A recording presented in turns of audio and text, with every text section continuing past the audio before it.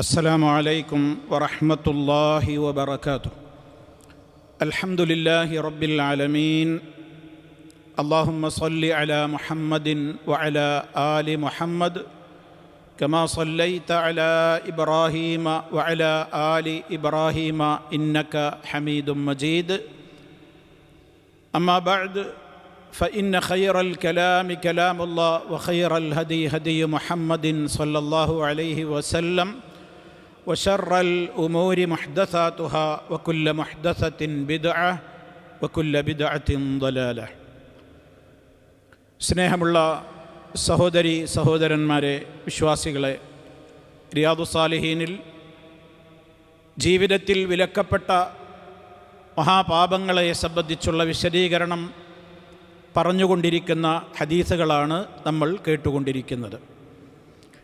കഴിഞ്ഞ നമ്മുടെ അവസരത്തിൽ വളരെ വ്യക്തമായ നിലക്ക് ഏതെല്ലാം കാര്യങ്ങളിൽ ശ്രദ്ധ പുലർത്തണം എന്നുള്ള ഹദീസുകൾ പറഞ്ഞു വരുന്നതിൻ്റെ അവസാന ഭാഗത്ത് വന്നിട്ടുള്ള ഒരു ഹദീസാണ് ഇന്ന് നമുക്ക് കേൾക്കുവാനുള്ളത്.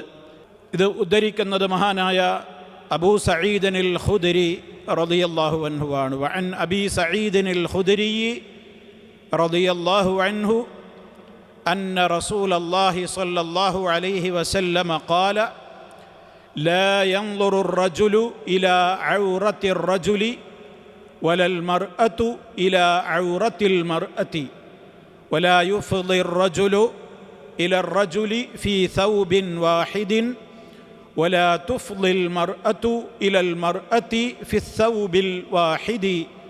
رواه مسلم رحمه الله. മഹാനായ സഹാബി അബൂ സഈദിനിൽ ഖുദരി റളിയല്ലാഹു തആല അൻഹു സഹാബിയാണ്. അദ്ദേഹം പറയാണ്, അല്ലാഹുവിൻ്റെ റസൂല് ഇപ്രകാരം പറഞ്ഞിരിക്കുന്നു,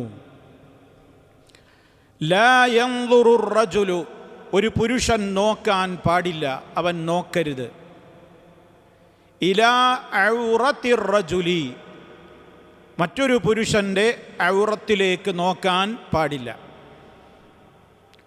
വലൽ മർഅതു, ഒരു സ്ത്രീയും നോക്കുവാൻ പാടില്ല, നോക്കരുത്.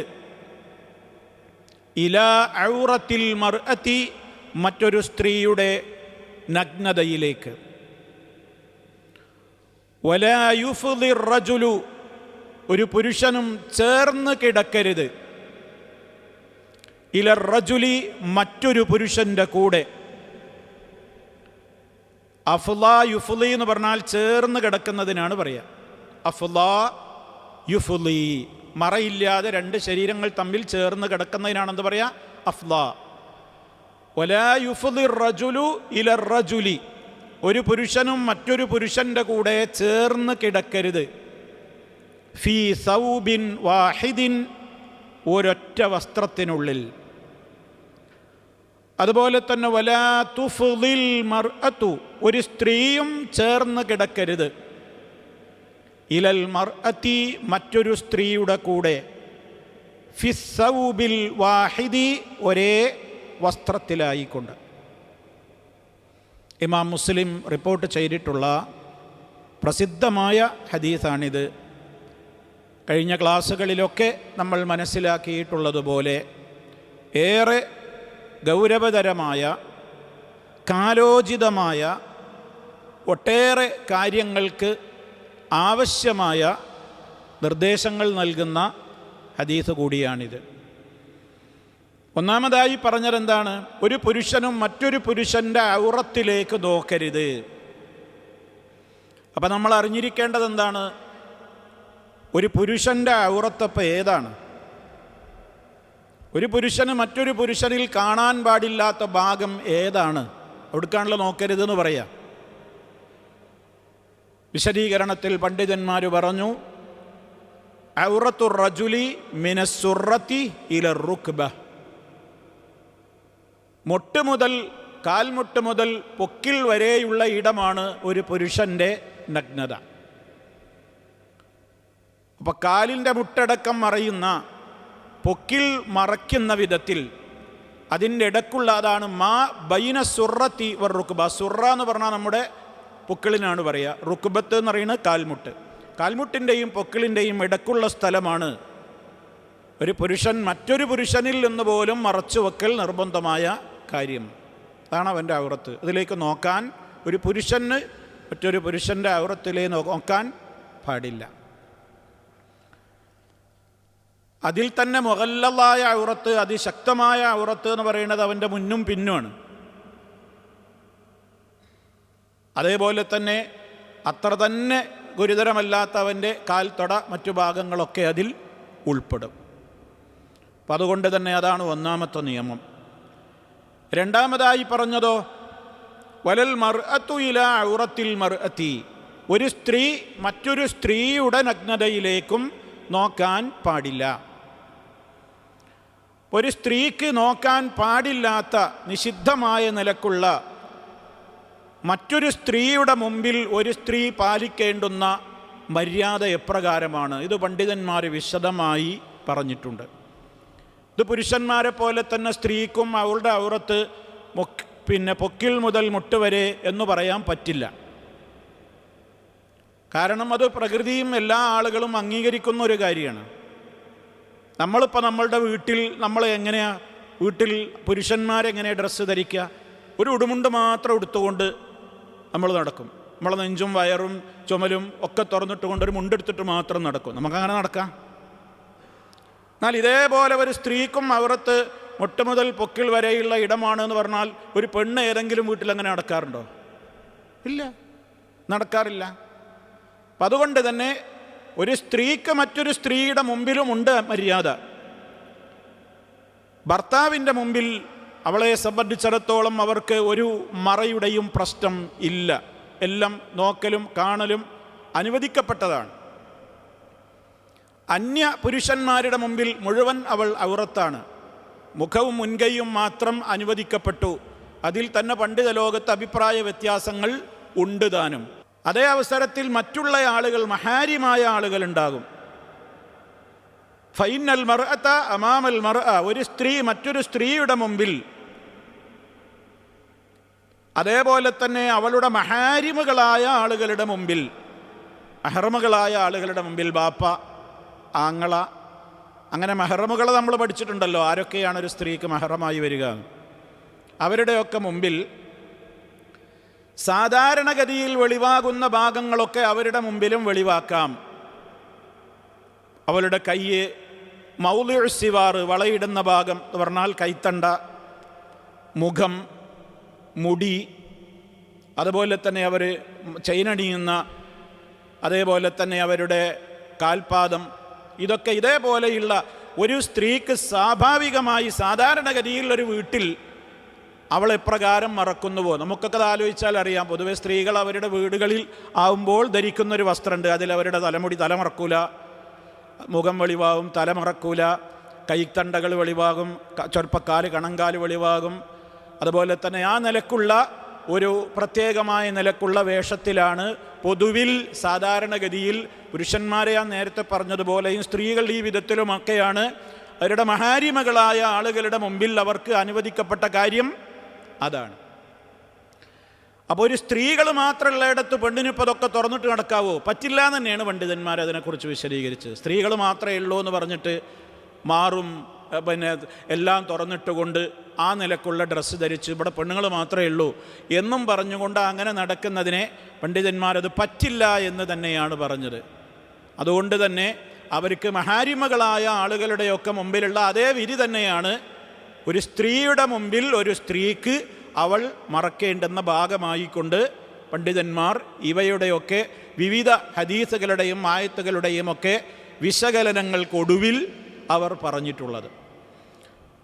അപ്പം അതുകൊണ്ട് തന്നെ ആ വിഷയത്തിൽ അവരും വളരെ ശ്രദ്ധ പുലർത്തേണ്ടതുണ്ട്.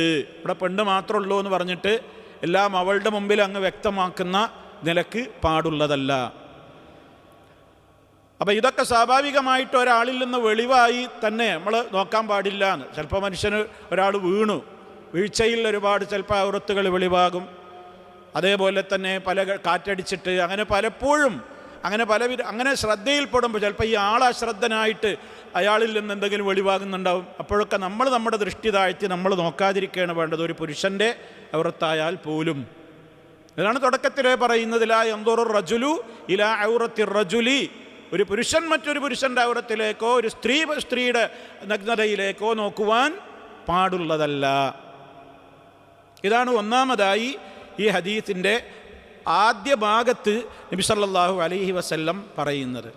മഹറമുകളായ ആളുകളുടെ മുമ്പിൽ പോലും അവർക്ക് വെളിവാക്കുന്നതിന് ലിമിറ്റുണ്ട്, പരിധിയുണ്ട് എന്നുള്ളതാണ്. ഇപ്പോൾ സാധാരണഗതിയിൽ നമ്മുടെയൊക്കെ വീടുകളിൽ അങ്ങനെയൊക്കെ തന്നെയാണ്. പക്ഷേ ഇന്നിപ്പോൾ പരിഷ്കാരത്തിൻ്റെ പേരിൽ ഭർത്താവിൻ്റെ മുമ്പിൽ നൈറ്റ് ഒരാൾക്ക് തൻ്റെ ഭർത്താവിൻ്റെ റൂമിൽ എപ്രകാരമാണോ എങ്ങനെയും വസ്ത്രം ധരിക്കാമല്ലോ, അങ്ങനെ വസ്ത്രം ധരിക്കുകയും ചെയ്യാം. അതൊക്കെ അനുവദിക്കപ്പെട്ട കാര്യമാണ് ഒരു ഭർത്താവിൻ്റെ മുമ്പിൽ. ആ ഭർത്താവിൻ്റെ മുമ്പിൽ ധരിക്കാവുന്നൊരു വേഷത്തിൽ ഒരു സ്ത്രീക്ക് തൻ്റെ മക്കളുടെ മുമ്പിലേക്ക് ഇറങ്ങാമോ, ആങ്ങളയുടെ മുമ്പിലേക്ക് ഇറങ്ങാമോ, പിതാവിൻ്റെ മുമ്പിലേക്ക് ഇറങ്ങാമോ, ഭർത്തൃപിതാവിൻ്റെ മുമ്പിലേക്ക് ഇറങ്ങാമോ? പാടില്ല. അതാണ് നമ്മൾ ഇതിൻ്റെ വ്യത്യാസമായി മനസ്സിലാക്കിയിരിക്കേണ്ടത്. നബി സല്ലല്ലാഹു അലൈഹി വസല്ലമിൻ്റെ കാലത്ത് തന്നെ അവിടുന്ന് പ്രത്യേകം അനുവദിച്ചൊരു കാര്യമാണ്. ഇപ്പോൾ പുരുഷനെ സംബന്ധിച്ചിടത്തോളം ഒരു ഉടുമുണ്ട് മാത്രം ഉടുത്താലും, ചില സഹാബിമാർ ആ കാലഘട്ടത്തിൽ അങ്ങനെ തന്നെ ഉണ്ടായിട്ടുണ്ട്. ഉടുമുണ്ട് മാത്രം ഉടുക്കുക എന്നുള്ളത് ഒരു പുരുഷനെ സംബന്ധിച്ചിടത്തോളം അനുവദിക്കപ്പെട്ട ഒരു കാര്യമാണ്. പക്ഷേ ആളുകളുടെ മുമ്പിലേക്ക് അവൻ ഇറങ്ങുമ്പോൾ അവൻ്റെ ഒരു മര്യാദയും അദബും പാലിച്ചുകൊണ്ട് അവൻ എന്തു ചെയ്യും? തൻ്റെ ശരീരം മറ്റൊരാൾ കാണുന്നത് ഒരാളും എന്തു ചെയ്യൂല, ഇഷ്ടപ്പെടൂല. അതുകൊണ്ട് തന്നെ അവൻ മറക്കും. അത് മറക്കുന്നത് എന്തിനു വേണ്ടിയിട്ടാണ്? അതൊരു ഔറത്ത് എന്നുള്ള നിലക്കല്ല, അത് ആ നിലക്കുള്ള ഒരു മറക്കലല്ല, മറിച്ച് അതൊരു പൊതുവായിട്ട് അവൻ്റേതായ ഒരു എന്താ പറയുക, അവന് മാനസികമായിട്ടൊരു സംതൃപ്തി ലഭിക്കുവാൻ വേണ്ടി അവൻ്റെ മര്യാദ അവൻ നിലനിർത്തുന്നു എന്നുള്ളതാണ് അതിൻ്റെ ഭാഗമായി നമ്മൾ മനസ്സിലാക്കിയിരിക്കേണ്ടത്. ഇനി നബി സല്ലല്ലാഹു അലൈഹി വസല്ലമ തുടർന്നുകൊണ്ട് പറഞ്ഞത് എന്താണ്? രണ്ടാമത്തെ ഭാഗം എന്താണ് ഹദീസിൻ്റെ പാർട്ടിൽ? വലാ യുഫ്ളി റജുലു ഇല റജുലി, ഒരാൾ ആണുമായി കൂടിച്ചേർന്ന് കിടക്കരുത്. ഫി സൗബിൻ വാഹിദിൻ, ഒരൊറ്റ വസ്ത്രത്തിൽ. അതുപോലെ തന്നെ ഒരു സ്ത്രീയും അപ്രകാരം കിടക്കാൻ പാടില്ല. ഇത് 10 വയസ്സായാൽ തന്നെ ഇതിൻ്റെ നിയമം ആരംഭിച്ചു കഴിഞ്ഞു എന്നാണ്. നബി സല്ലല്ലാഹു അലൈഹി വസല്ലം വളരെ വ്യക്തമായി തന്നെ അത് രക്ഷിതാക്കളെ പഠിപ്പിച്ചിട്ടുണ്ട്. നിങ്ങൾ നിങ്ങളുടെ മക്കൾക്ക് 7 വയസ്സായാൽ നമസ്കാരം കൊണ്ട് കൽപ്പിക്കുവീൻ. ഒരു ഹദീസാണ്, നമ്മൾ സാധാരണ കേട്ട് പരിചയമുള്ള ഒരു ഹദീസാണ്. നിങ്ങളുടെ മക്കൾ 7 വയസ്സായി കഴിഞ്ഞാൽ നിങ്ങൾ അവരോട് നമസ്കാരം കൊണ്ട് കൽപ്പിക്കുവീൻ. 10 വയസ്സായിട്ടും നമസ്കരിക്കുന്നില്ലെങ്കിൽ അതിൻ്റെ പേരിൽ നിങ്ങൾ അവരെ ശിക്ഷിക്കുവീൻ. ചെറുതായ ശിക്ഷാരീതികൾ, ശിക്ഷണ നടപടികളൊക്കെ എടുക്കണം. 10 ആയിട്ടും അവർ അതിന് വഴങ്ങുന്നില്ലെങ്കിൽ, ഇവർക്ക് നിർബന്ധമായിട്ടൊന്നും അത്. പക്ഷേ ഒരാൾ പ്രായപൂർത്തിയായ ഒരു ഘട്ടത്തിൽ മാത്രം ഒരു കാര്യമാണ് ചെയ്യാൻ പറഞ്ഞാൽ സ്വിച്ചിട്ടതുപോലെ അത് അംഗീകരിക്കാൻ അയാളുടെ പ്രകൃതി വഴങ്ങൂല. അതുകൊണ്ടാണ് ഈ ശീലിപ്പിക്കുന്നത് കൊണ്ടാണ്. അപ്പം നമ്മുടെ ചെറിയ മക്കളെ തന്നെ വാസ്തവത്തിൽ അതൊരു പ്രായപൂർത്തിയാകുമ്പോഴല്ലേ അവൾ പൂർണ്ണമായി വസ്ത്രം ധരിക്കുന്ന ആ ഒരു രീതിയിലേക്ക് പോകേണ്ടതുള്ളൂ. പക്ഷെ ഒരു പെൺകുട്ടിക്ക് അവൾ പ്രായപൂർത്തിയാകുന്നതോ ഒന്നുകിൽ 15 വയസ്സ് പൂർത്തിയാകുന്നതോടുകൂടി, അതല്ലെങ്കിൽ മെൻസസ് പുറപ്പെടുന്നതോടുകൂടിയാണ്, ആർത്തവം പുറപ്പെടുന്നതോടുകൂടിയാണ്. അത് 15 ആയിക്കൊള്ളണമെന്നില്ല. ഇന്നത്തെ കുട്ടികളിപ്പോൾ പ്രത്യേകമായി പല കുട്ടികളും മുൻകാലങ്ങളെ അപേക്ഷിച്ച് നമ്മുടെ പെൺമക്കളൊക്കെ ഏർലി സ്റ്റേജിൽ തന്നെ അവർ എന്തു ചെയ്യാണ്? മെൻസസിലോട്ട് കിടക്കുകയാണ്. പല കാരണങ്ങളുണ്ടാകാം. ജീവിക്കുന്ന സാഹചര്യങ്ങൾ, കഴിക്കുന്ന ഭക്ഷണത്തിൻ്റെ ഹോർമോൺ സ്വാധീനിക്കുന്നുണ്ടാകാം, വ്യത്യസ്ത ഘടകങ്ങളുണ്ടാവാം. മുൻകാലങ്ങളിലൊക്കെ കുറേ കഴിഞ്ഞിട്ട് പലപ്പോഴും നമ്മുടെയൊക്കെ നാടുകളിൽ 15 ആയിട്ടും മെൻസസ് പുറപ്പെട്ടിട്ടില്ലെങ്കിൽ ഇതെന്താ തകരാറെന്ന നിലയ്ക്ക് ഹോസ്പിറ്റലിൽ കാണിക്കുകയും അതിൻ്റെ പേരിൽ ചിലപ്പോൾ നേരിയ രൂപത്തിലുള്ള ഓപ്പറേഷനുകളൊക്കെ നടത്തേണ്ട അവസ്ഥകളൊക്കെ വരും. ഇന്നിപ്പോൾ കുട്ടികൾക്ക് 9 വയസ്സ് 10 വയസ്സൊക്കെ ആകുമ്പോഴേക്ക് അവർ മെച്ചുവേർഡാകുകയാണ്. എന്ന് പറഞ്ഞാൽ അവർ ഈ നിലക്കുള്ള മെൻസസിലേക്ക് കിടക്കുകയാണ്. ഒരു പുരുഷനെ സംബന്ധിച്ചിടത്തോളം പ്രായപൂർത്തി 15 വയസ്സാണ്. സ്ത്രീക്കോ വയസ്സല്ല, മെൻസസ് പുറപ്പെടലാണ്. അപ്പോൾ അതുകൊണ്ട് തന്നെ അവരുടെ നിയമങ്ങളും അവരുടേതായ കാര്യങ്ങളുമൊക്കെ പെട്ടെന്നൊരു പ്രഭാതത്തിൽ അവരോട് ഇന്നിപ്പോൾ നിനക്ക് മെൻസസ് ആയിട്ടുണ്ട്, ഇന്ന് മുതൽക്ക് ഇനി ഇസ്ലാമിൻ്റെ വേഷം ധരിച്ചോളാം എന്ന് പറഞ്ഞാൽ കുട്ടികൾക്കത് ഉൾക്കൊള്ളൂല. അതേമാതിരി ആൺകുട്ടികളാവട്ടെ, അവർക്കും തന്നെ 15 വയസ്സിപ്പോൾ പൂർത്തിയായി, ഇനി ഇത് നിസ്കരിക്കണം, അതിന് മുമ്പ് നമ്മൾ കുട്ടികൾക്ക് നിസ്കാരമൊന്നും പറഞ്ഞു കൊടുത്തില്ല, ശീലിപ്പിച്ചില്ല എന്നുണ്ടെങ്കിൽ അവർക്ക് ഉൾക്കൊള്ളാൻ കുറച്ച് പ്രയാസം ഉണ്ടാവും. അതുകൊണ്ടാണ് മുമ്പേ ഒരു തദ്രീബ്, ഒരു തെർബിയത്ത്, ഒരു പരിശീലനം ഇസ്ലാം 7 വയസ്സിലെ തുടങ്ങി 7 വയസ്സിലെ നിസ്കരിക്കാൻ കൽപ്പിക്കാൻ പറഞ്ഞു. 10 വയസ്സായിട്ടും നിസ്കരിക്കുന്നില്ലെങ്കിൽ അതിൻ്റെ പേരിൽ ചെറിയ രൂപത്തിലുള്ള ശിക്ഷകളൊക്കെ സ്വീകരിക്കാൻ വേണ്ടി പറഞ്ഞു. അതിൻ്റെ ബാക്കി ഭാഗമാണ് നമ്മുടെ വിഷയവുമായിട്ടുള്ള ബന്ധം. വഫർരിഖൂ ബൈനഹുന്ന ഫിൽ മളാജിഇ എന്നാണ് തുടർന്നു കൊണ്ട് പറയുന്നത്. നിങ്ങളുടെ മക്കൾ 10 വയസ്സിലുള്ള ആ ഒരു സ്റ്റേജിൽ എത്തിക്കഴിഞ്ഞാൽ പിന്നെ നിങ്ങളുടെ മക്കളാണ്, അവർ ബ്രദേഴ്സാണ്, സിസ്റ്റേഴ്സാണ്, അതൊന്നും പ്രശ്നമല്ല. കിടപ്പറയിൽ നിങ്ങളവരെ വേറിട്ട് കിടത്തണം, വേറെ വേറെ കിടത്തണം, ഒന്നിച്ച് അവർ കിടന്നുകൂടാ. പണ്ടൊക്കെ നമ്മുടെ നാട്ടിൽ വേറെ കിടക്കാൻ എവിടെ സ്ഥലം? ഇന്നല്ല ഇപ്പോൾ കുറച്ചൊക്കെ സംവിധാനം ഉണ്ടായത്. പണ്ട് കാലം എന്ന് പറഞ്ഞാൽ നമ്മുടെയൊക്കെ വീടുകളെന്ന് പറഞ്ഞാൽ കൂട്ടുകുടുംബ വ്യവസ്ഥയാണ്. അവിടെ തന്നെ 2-3 സഹോദരങ്ങളുണ്ടെങ്കിൽ അവരൊക്കെ കല്യാണം കഴിച്ചു കൊടുത്തിട്ടുണ്ടാവും, അവരുടെയൊക്കെ മക്കളുണ്ടാവും. വേറെ വേറെ വീടൊന്നുമില്ല. അന്നൊക്കെയുള്ള വലിയ തറവാടുകളല്ലേ. അപ്പം അതുകൊണ്ട് ഒരാൾക്ക് ഒരു കുടുംബത്തിന് ചിലപ്പോൾ ഒരു റൂമുണ്ടാവും, അവിടെ തന്നെ വാപ്പിയമ്മയോ ചിലപ്പോൾ ഒരു കട്ടിലിടായിട്ടുണ്ടെങ്കിൽ അവിടെ ഉണ്ടാവും. ബാക്കി കുട്ടികളൊക്കെ കൂടി താഴെ ഒരു പായം വിരിച്ച്, പുല്ലുപായം വിരിച്ച് ഒന്നിച്ച് കെട്ടിപ്പിടിച്ച് കിടന്നുറങ്ങുന്നുണ്ടാവും. അതുകൊണ്ടൊക്കെ അതിൻ്റേതായ ചില ദൂഷ്യവശങ്ങളും ഉണ്ടായിട്ടുമുണ്ടാകാം. എന്തായിരുന്നാലും ഇസ്ലാം പറയുന്നത് എന്താണ്? 10 വയസ്സായി കഴിഞ്ഞാൽ ഒരേ പുതപ്പിനുള്ളിൽ ഒരിടത്ത് ചേർന്ന് കിടക്കാൻ നിങ്ങൾ അനുവദിക്കരുത്. പിന്നെ സഹോദരിമാർ 2 ആൾ തമ്മിലാണെങ്കിലും, 2 ബ്രദേഴ്സാണെങ്കിലും, 2 ആൺകുട്ടികളാണെങ്കിലും 2 പെൺകുട്ടികളാണ്, അവർ തമ്മിലോ ഇനി അങ്ങനെ ആണും പെണ്ണുമായിട്ടുള്ള അങ്ങളി പെങ്ങളും അല്ലേ, എന്തായിരുന്നാലും അനുവദിച്ചുകൂടാ. ചില ആളുകൾ ഇങ്ങനെ സ്നേഹം മൂത്തിട്ട് മക്കൾക്ക് പ്രായമായാലും ഉമ്മാനെ കെട്ടിപ്പിടിച്ചുകൊണ്ട് കിടക്കാൻ അനുവദിക്കും. ആ മോനല്ലേ, എൻ്റെ കുട്ടിയല്ലേ, ഓനക്ക് അങ്ങനെയാണ്, അങ്ങനെ ശീലിച്ചിക്കണം, ഞാൻ അല്ലാതെ അവന് പറ്റൂല. അതൊക്കെ മാറണം, മാറ്റേണ്ട സമ്പ്രദായങ്ങളാണ്. അതൊന്നും എക്സ്ക്യൂസ് നമ്മളങ്ങനെ ആ നിലക്കുള്ള സഹതാപ തരംഗമൊന്നും ഇവിടെ നടക്കൂല, പാടില്ല എന്ന് തന്നെയാണ്. അത് ഉമ്മയല്ലേ, ഉമ്മ തന്നെയാണ്. പക്ഷെ അതുകൊണ്ടല്ല, ഒരു പ്രായം, ഒരു സ്റ്റേജ് എത്തിക്കഴിഞ്ഞാൽ മാറ്റിക്കിടത്തേണ്ടവരെ മാറ്റിക്കിടത്തുക തന്നെ ചെയ്യണം. അതൊരു ട്രെയിനിങ് ആണ്, അതൊരു പരിശീലനമാണ്. അതിലൊക്കെ അടങ്ങിയ ഹിക്മത്ത് എന്താണെന്ന് മനുഷ്യരെ സൃഷ്ടിച്ച റബ്ബല്ലേ ഇതൊക്കെ പറയുന്നത്. അതിൽ അവന് പല ഹിക്മത്തുകളും ഉണ്ടാകാം. പലതും നമുക്ക് മനസ്സിലായി കഴിഞ്ഞു, ചിലതൊക്കെ ഇനിയും മനസ്സിലാകാനുണ്ടായിരിക്കാം. എന്തായിരുന്നാലും ഇസ്ലാമിക ശരീഅത്തിൻ്റെ നിയമം അങ്ങനെയാണ്. ആണാവട്ടെ പെണ്ണാവട്ടെ 10 വയസ്സായി കഴിഞ്ഞാൽ ഒരു പുതപ്പിനുള്ളിൽ അവർ ഒരുമിച്ച് കിടന്നുകൂടാ. നിങ്ങളവരെ കിടപ്പറയിൽ, കിടപ്പുസ്ഥാനം, മളാജിഇകളിൽ ഫർരിഖൂഹുന്ന, അവരെ നിങ്ങൾ വേറിട്ട് കിടത്തണം എന്ന് നബി സല്ലല്ലാഹു അലൈഹി വസല്ലം പറഞ്ഞു. ഒക്കെ ഇതുകൊണ്ടാണ്. കാരണം ശരീരങ്ങൾ തമ്മിൽ സ്പർശിക്കുമ്പോൾ ആണും തമ്മിലാവട്ടെ, ആണും പെണ്ണും തമ്മിലാവട്ടെ, പെണ്ണും പെണ്ണും തമ്മിലാവട്ടെ, വൈകാരികതകൾ ഉണരുവാനും അതുപോലെ തന്നെ അവൻ്റെ മനസ്സിൽ വേണ്ട ചിന്തകൾ ഉണരുവാനുമൊക്കെ അത് കാരണമാകുമെന്നുള്ളത് മനുഷ്യപ്രകൃതമാണ്. ഇസ്ലാം മനുഷ്യപ്രകൃതി അറിയുന്ന മതമാണല്ലോ. റബ്ബല്ലേ ഇത് പറയുന്നത്, വലഖദ് ഖലഖ്നൽ ഇൻസാൻ, തീർച്ചയായും മനുഷ്യനെ നാം സൃഷ്ടിച്ചിരിക്കുന്നു. ആരാണ് ഈ പ്രോഡക്റ്റിൻ്റെ, ആരാ ഇത് നിർമ്മിച്ചത്? അള്ളാഹുവാണ്. അവനാ പറയുന്നത്. അവനറിയാം മനുഷ്യൻ്റെ സ്വഭാവം എന്താണ് അവൻ്റെ നാച്ചുറൽ, അവൻ്റെ പ്രകൃതം എന്താണ്, എന്തൊക്കെയാണ് അവനിൽ സംഭവിക്കുന്നത്, ഏതൊക്കെ ഹോർമോണുകൾ ഏതൊക്കെ ഘട്ടങ്ങളിൽ അവനിൽ ഉണരും എന്നൊക്കെ. ഇന്നത്തെ വൈദ്യശാസ്ത്രം എന്നല്ലല്ലോ, റഹ്മാനായ റബ്ബ് നിശ്ചയിച്ചില്ലേ, എല്ലാം അവനറിയാലോ. അപ്പം അതുകൊണ്ട് തന്നെ അതിനനുസരിച്ചുള്ള നിയമങ്ങളാണ്. ഇനി കുടുംബമൊന്നുമല്ല, ബന്ധമൊന്നുമില്ല, നമ്മൾ ഒരുമിച്ച് ഹോസ്റ്റലുകളിലാണ്, അങ്ങനെ ചേർന്ന് കിടക്കാൻ പാടില്ല. വെറും ഗേൾസ് ഹോസ്റ്റലാണ്, വിമൻസ് ഹോസ്റ്റലാണ്, അതല്ലെങ്കിൽ ജെൻസിൻ്റെ ഹോസ്റ്റൽ മാത്രമാണ്, അവിടെയാണെങ്കിലും പറ്റൂല, എവിടെയാണെങ്കിലും പാടില്ല. അപ്പം അതുകൊണ്ട് തന്നെ അതൊക്കെ ആളുകൾ അതൊക്കെ ഒഴിവാക്കിയതിൻ്റെ തിക്തഫലങ്ങളാണ് ഇന്നത്തെ LGBT കമ്മ്യൂണിറ്റിയിലൊക്കെ കണ്ടുകൊണ്ടിരിക്കുന്നതിൻ്റെ തുടക്കങ്ങൾ. അത് നമ്മൾ വിശദീകരിക്കേണ്ടതില്ലാത്തത്ര. ഇന്നിപ്പോൾ ആണും കല്യാണം കഴിച്ച് നടക്കുന്നത്, പെണ്ണും കല്യാണം കഴിച്ച് നടക്കുന്നത്. അവർക്കൊക്കെ വലിയ സ്വീകാര്യത സമൂഹത്തിൽ കിട്ടാൻ വേണ്ടി പലരും അവർക്ക് വേണ്ടി ന്യായീകരിക്കുന്നു, അവർക്ക് വേണ്ടി സംസാരിക്കുന്നു. ഇതൊക്കെ ലോകം അംഗീകരിച്ചു കഴിഞ്ഞു എന്നൊക്കെ പലരും പറയുന്നു. എന്നൊക്കെയുള്ള പ്രത്യേകമായ ഒരു കാലത്താണ് നമ്മൾ ജീവിച്ചുകൊണ്ടിരിക്കുന്നത്. എത്രത്തോളം ഇത്തരം ഹദീസുകളുടെയൊക്കെ പ്രസക്തി ഒരു 10,400 കൊല്ലങ്ങൾക്കപ്പുറം മുഹമ്മദ് മുസ്തഫ സല്ലല്ലാഹു അലൈഹി വസല്ലമ സമൂഹത്തോട് ഇതൊക്കെ പറഞ്ഞില്ലേ. ഇത് ഖിയാമത്ത് നാൾ വരെ നിലനിൽക്കുന്നതാണ്. സാർവകാലികമാണ് ദീനുൽ ഇസ്ലാമിൻ്റെ നിയമങ്ങൾ, സാർവജനീനമാണ്, എല്ലാ ജനങ്ങൾക്കും എല്ലാ കാലത്തേക്കും ഫിറ്റായ നിയമങ്ങളാണിത് പറയുന്നത്. അന്നുണ്ടായ അസുഖം, അന്നുണ്ടായതൊക്കെ അതിൻ്റെ അധുനാധുന രൂപങ്ങൾ ഇന്നത്തെ ടെക്നോളജി വളർന്ന കാലഘട്ടത്തിൽ അത് ഇന്നും നിലനിൽക്കുകയാണ്. ഇന്ന് വിശദീകരിക്കേണ്ട ഒരു കാര്യമുള്ളതൊന്നും, ഇതൊക്കെ നമുക്ക് എല്ലാവർക്കും ബോധ്യമാണ്. അതുകൊണ്ട് അതിൻ്റെ അടിസ്ഥാന മർമ്മം അറിഞ്ഞുകൊണ്ട് ഇസ്ലാം ചികിത്സിച്ചു. അതാണ് നമ്മൾ ഇതിൽ നിന്ന് മനസ്സിലാക്കേണ്ടത്. ഇസ്ലാം എപ്പോഴും ചികിത്സ തൊലിപ്പുറത്തല്ല നടത്തുക, അതിൻ്റെ ആഴത്തിലടങ്ങി അതിൻ്റെ മർമ്മമറിഞ്ഞ് ചികിത്സിക്കും. അതുകൊണ്ടാണ് കണ്ണ് താഴ്ത്താൻ വേണ്ടിയാണല്ലോ ഇസ്ലാം പറഞ്ഞത്.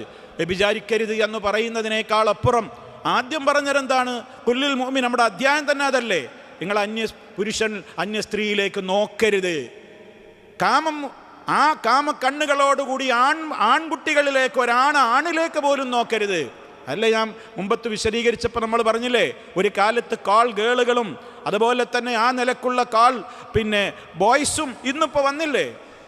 അപ്പോൾ കാൾ ഗേളുകളിൽ നിന്ന് പോയിട്ട് ഇപ്പം കാൾ ബോയ്സ് അല്ലേ, ആൺകുട്ടികളെയല്ലേ വിളിച്ചു കൊണ്ടുപോകുന്നത്, അവർക്കല്ലേ വിലയുറപ്പിക്കുന്നത്, അവർക്ക് വേണ്ടിയല്ലേ റൂമുകൾ തയ്യാറാക്കുന്നത്. ആ നിലക്കുള്ള ഒരു സ്വവർഗരതി, അതൊന്നും ഒരു തെറ്റല്ല എന്നുള്ളത് സമൂഹം അതിനൊക്കെ അംഗീകാരം കൊടുത്തെങ്കിൽ നിങ്ങളായിട്ടെന്തിനാണില്ല, ലോകം മുഴുവൻ അതിനെ അംഗീകരിച്ചു എന്നാണ് നമ്മുടെ ഒരു സെലിബ്രിറ്റി പറഞ്ഞത്. നിങ്ങൾ ഓർക്കുന്നുണ്ടാകും. അവരൊക്കെ അംഗീകരിച്ചെങ്കിൽ നിങ്ങൾക്കെന്താ അത്ര പ്രശ്നമെന്ന്.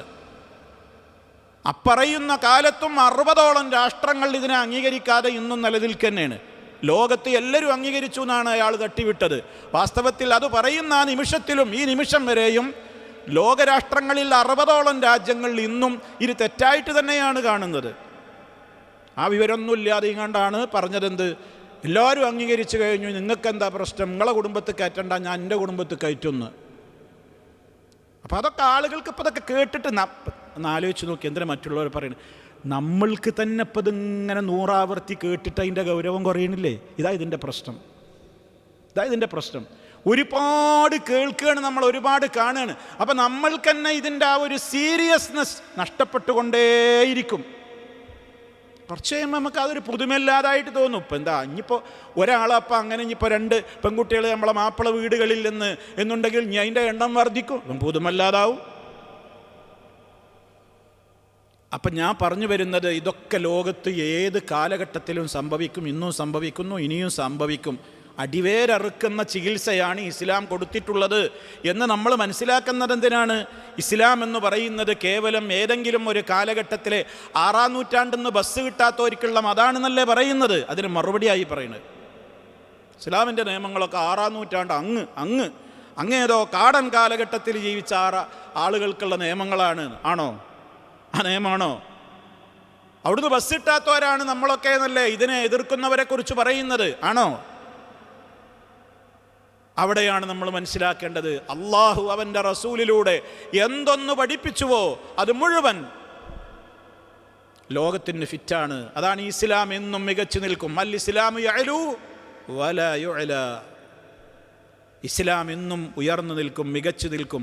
അതിൻ്റെ മീതെ മറ്റൊന്നും അതിനെ അതിജയിക്കാൻ വളരൂല്ല. ഓരോ നിയമങ്ങളിലും അത് കാണാം.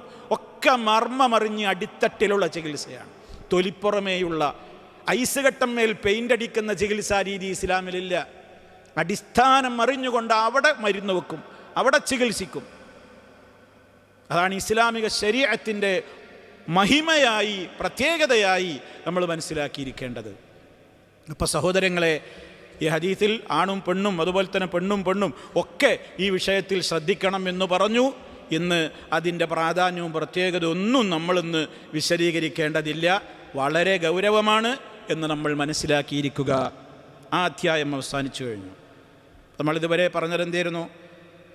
തഹരീമുൻ നളരി ഇലൽ മർഅത്തിൽ അജ്നബിയ്യ, അന്യ സ്ത്രീയിലേക്കുള്ള നോട്ടം നിഷിദ്ധമാണ് എന്ന് പറയുന്ന അധ്യായത്തിലെ അവസാനത്തെ ഹദീസാണ് നമ്മൾ കേട്ടത്. ഇനി അടുത്ത അധ്യായം ഇതുമായി ബന്ധപ്പെട്ടുകൊണ്ടുള്ള മറ്റൊരു വശത്തിലേക്കാണ്. വ്യഭിചാരത്തിലേക്ക് അടുക്കുന്ന എല്ലാ കവാടങ്ങളെയും ഇസ്ലാം കൊട്ടിയടച്ചല്ലോ. അതിൻ്റെ 1-ാം ഘട്ടമാണ് എന്ത്? നോട്ടം. അതിനെ തന്നെ നിയന്ത്രിച്ചു. അതുപോലെ ഉപോത്ബലകമായിട്ട് ഉണ്ടാകാവുന്ന ഏതെല്ലാം തോന്നിവാസങ്ങളുണ്ടോ, നിമിത്തങ്ങളായി മാറുന്നവയുണ്ടോ, എല്ലാത്തിനെയും നിരോധിച്ചു. സമാനമായൊരു അധ്യായമാണ് ഇനി കേൾക്കാൻ പോകുന്നത്. ബാബു തഹരീമിൽ ഖൽവ ബിൽ അജ്നബിയ്യ. എന്താണ് ഈ അധ്യായത്തിൻ്റെ അർത്ഥം? തഹരീമുൽ ഖൽവ, ഖൽവത്ത് നിഷിദ്ധമാണ്. എന്താ ഖൽവത്ത് എന്ന് പറഞ്ഞാൽ? ഒറ്റക്കാവൽ. ഖല എന്ന് പറഞ്ഞാൽ ഒറ്റക്കായി. അത് എഴുതുമ്പോൾ അലിഫിട്ടിട്ടാണ് എഴുതേണ്ടത്. ലാമിൻ്റെ ശേഷം അലിഫാണ് ഇടുന്നത്. ഖല, ഒറ്റക്കായി. ഒരു മുളാരിയാണ് യഖ്ലു. നമ്മൾ സാധാരണ ഖല എന്ന് പറയും. ടോയ്ലറ്റിന് ഖലാ നമ്മൾ ഒഴിഞ്ഞൊറ്റക്കിരിക്കുന്ന സ്ഥലം. ഖൽവത്ത് എന്ന് പറഞ്ഞാൽ ഒറ്റക്കാവൽ. തഹരീമിൽ ഖൽവ, ഒറ്റക്കാവൽ നിഷിദ്ധമാണ് എന്ന് പറയുന്ന അധ്യായം ആരുമായി? ബിൽ അജ്നബിയ്യ, ഒരന്യസ്ത്രീയുമായി. ഒരന്യസ്ത്രീയും പുരുഷനും തമ്മിൽ ഒരിടത്ത് ഒറ്റക്കാവൽ ഹറാമാണ്. ഇതാണ് ഇനി ഏതാനും ഹദീസുകൾ നമുക്ക് കേൾക്കുവാനുള്ളത്. ഒന്നാമതായി ഇമാം നവവി റഹ്മത്തുള്ളാഹി അലൈഹി ഇവിടെ ഉദ്ധരിച്ച ഇത് ആയത്ത് തന്നെയാണ്. ആ ആയത്തിലേക്ക് കടക്കുന്നതിന് മുമ്പ് നമ്മൾ മനസ്സിലാക്കിയിരിക്കേണ്ടുന്ന പ്രാഥമികമായ ചില കാര്യങ്ങളുണ്ട്. എപ്പോഴാണ് ഒരു ഖൽവത്ത് സംഭവിക്കുക? ഖൽവത്ത് ഇല്ലാതെയാവാൻ ഒരാളും ഒരു അന്യ പുരുഷനും സ്ത്രീക്കുമിടയിൽ ആരുണ്ടായാലാണ് ഖൽവത്തില്ലാതെയാവുക? അത് പണ്ഡിതന്മാർ വളരെ വ്യക്തമായി തന്നെ വിശദമായി ചർച്ച ചെയ്തിട്ടുണ്ട്. ഒന്നാമതായി ചില പണ്ഡിതന്മാർ പറഞ്ഞു, ഒരു കുട്ടി ഉണ്ടായാൽ തന്നെ ഖൽവത്ത് എന്നുള്ള നിയമത്തിൽ നിന്ന് പുറത്തേക്ക് പോകും. ഒരു അന്യ സ്ത്രീയും പുരുഷനും ഇടയിൽ ഒരു കുട്ടിയുണ്ട്. കുട്ടി എന്ന് പറഞ്ഞാൽ മുലയൂട്ടുന്ന കുട്ടിയൊന്നും പോരാ, ഒരു തമീസിൻ്റെ പ്രായമെത്തിയ വകതിരിവുള്ള ഒരു കുട്ടിയാണ് അവിടെ ഉള്ളതെങ്കിൽ അപ്പോൾ ഖൽവത്തിൻ്റെ നിയമത്തിൽ അത് പെടൂല, ഹറാമാവൂല. അതിനെക്കുറിച്ച് അപ്പോൾ എന്താണ് തമീസ് എന്നുള്ള ചർച്ചയിലേക്കാണ് പിന്നെ പോകുന്നത്. ഈ സിന്നു തമീസ്, വകതിരിവിൻ്റെ പ്രായം എന്ന് പറഞ്ഞാൽ അതെന്താണ്? ഒരു കാര്യം ആ കുട്ടിയോട് പറഞ്ഞാൽ ആ കുട്ടിക്ക് മനസ്സിലാകും, ചോദിച്ചതിന് കൃത്യം ആ കുട്ടി മറുപടി പറയും, കുട്ടിക്ക് കാര്യങ്ങളെ സംബന്ധിച്ച് ഏകദേശം ബോധ്യമുണ്ട്. ആ നിലക്കുള്ള ഒരു പക്വതയായ ഒരു 7 വയസ്സുകാരനായ ഒരു കുട്ടിയാണെങ്കിൽ അത് മതിയെന്ന്. അതിനെ ചില പണ്ഡിതന്മാർ ചോദ്യം ചെയ്യണം, അത് പോരാന്നാണ് പറയുന്നത്. അതും പോരാ. കാരണം ചില സ്ത്രീകൾ കുട്ടികളെ കൊണ്ട് മറയാക്കാറുണ്ട്. ആർക്കും സംശയം തോന്നാതിരിക്കാൻ വേണ്ടി അവൾ തെറ്റിന് വേണ്ടി പുറത്തിറങ്ങുമ്പോൾ കൂടെ കുട്ടിനെയും കൂട്ടും. കുട്ടിനെ എന്തെങ്കിലും പറഞ്ഞ് മിഠായി അങ്ങനെ പറഞ്ഞയച്ചാൽ മതിയല്ലോ. വലിയ ആളെ പറഞ്ഞയക്കുമ്പോൾ വലിയ ആൾക്ക് ചിന്ത വരുമല്ലോ, കുട്ടികൾക്കത് മനസ്സിലാവില്ലല്ലോ. കുട്ടികളുടെ ശ്രദ്ധ ധരിക്കാൻ വേണ്ടിയിട്ട് എന്തെങ്കിലുമൊക്കെ കളിപ്പാട്ടങ്ങളോ ഇനി വേണമെങ്കിൽ ഫോണോ അല്ലെങ്കിൽ ഒരു ഗെയിമോ ഒക്കെ കൊടുത്ത് വേറൊരു ഭാഗത്ത് ഇരുത്തിയാൽ പേരിന് പറയുമ്പോൾ എന്താണ്, ആ കുട്ടിയുണ്ടല്ലോ കൂടെ, എൻ്റെ കുട്ടിയുണ്ടല്ലോ കൂടെ. അപ്പം അത് പോരാ, ആ നിലക്കുള്ള കുട്ടികൾ പോരാന്ന്, സൂക്ഷ്മതക്ക് ആ നിലക്ക് അത് പോരാന്നാണ് പറയുന്നത്. കാരണം എന്താ പറയുന്നത്? പല രാജ്യങ്ങളിലും ഒരു സ്ത്രീയെയും പുരുഷനെയും ഒറ്റക്കായതിൻ്റെ പേരിൽ കേസെടുക്കുമ്പോൾ അവിടെ ഇത്തരത്തിലുള്ള കുട്ടികളുണ്ടായാൽ അത് പോലീസ് പരിഗണിക്കാറില്ല എന്നാണ്. കേസിനത് പരിഗണിക്കാറില്ല, അവനെ പരിഗണിക്കാറില്ല. അതൊക്കെ ഒരുപാട് ചർച്ചകളാണ്. അപ്പം അതുകൊണ്ട് തന്നെ സൂക്ഷ്മതക്ക് നല്ല ഒരു പ്രായപൂർത്തിയായ ഒരാളുണ്ടാവൽ തന്നെയാണ് അതിൻ്റെ പൂർണ്ണത. ഇനി ഒരു പുരുഷൻ്റെ കൂടെ ഒരു സ്ത്രീയും ഒരു പുരുഷനും അതോടൊപ്പം വേറൊരു പെണ്ണും കൂടി ഉണ്ടായാൽ മതിയോ? 2 പെണ്ണും ഒരാണും ചർച്ച ചെയ്യാണ് പണ്ഡിതന്മാർ. പറ്റൂല എന്നാ പറയേണ്ടത്, വരാന്നാ പറയണത്. കാരണം 2 പെണ്ണുങ്ങൾ ഒരു പുരുഷൻ്റെ കൂടെ ആവാലോ. അതേപോലെ തന്നെ ഒരു സ്ത്രീ 2 പുരുഷന്മാർ, 2 പുരുഷന്മാരൊരു സ്ത്രീയെ വളച്ചുകൊണ്ടത് ആകാമല്ലോ. കന്യാടുകളുടെ കാര്യം പറയണത് കേട്ടോ. ഒറ്റക്കാവാൻ പറ്റില്ല ഒക്കെ ആ വിഷയത്തിൽ പണ്ഡിതന്മാർ ഈ വിഷയത്തിലൊക്കെ ചർച്ചകളിലേറെ നടത്തിയിരിക്കുകയാണ്.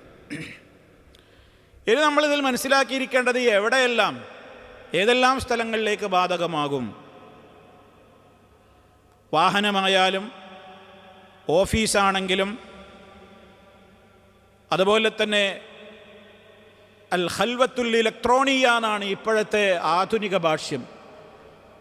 ഇലക്ട്രോണിക് സംവിധാനങ്ങളിലൂടെ ഒറ്റക്കാവുകയാണ്. എങ്ങനെ? ഫോണിൽ സംസാരിക്കുക, ചാറ്റിങ്, ഒറ്റക്കല്ലേ. ശരീരം 2 ഭാഗങ്ങളിലാണെന്നല്ലേ ഉള്ളൂ, വേറെ എല്ലാ നിലക്കും അവിടെ ഒറ്റക്കാണ്.